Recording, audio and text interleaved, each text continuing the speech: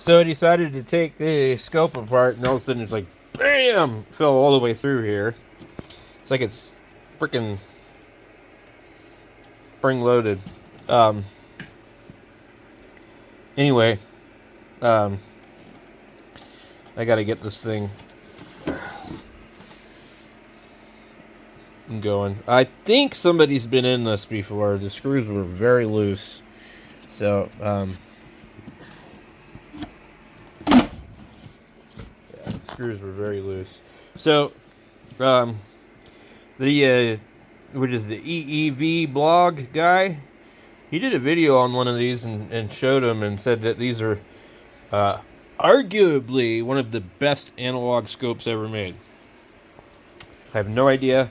I just hope I can get mine to work because although I have a decent enough for hobby use hand tech, the hand job DSO 2C10 that I blew up the signal generator on, I would prefer these type of things. This one's broken. There's no way this thing's ever going to get repaired. But it has a very accurate frequency counter. The times per division scale does not work. So, this being a 200 or 400 megahertz scope, I don't know if they go much higher than that from this time period.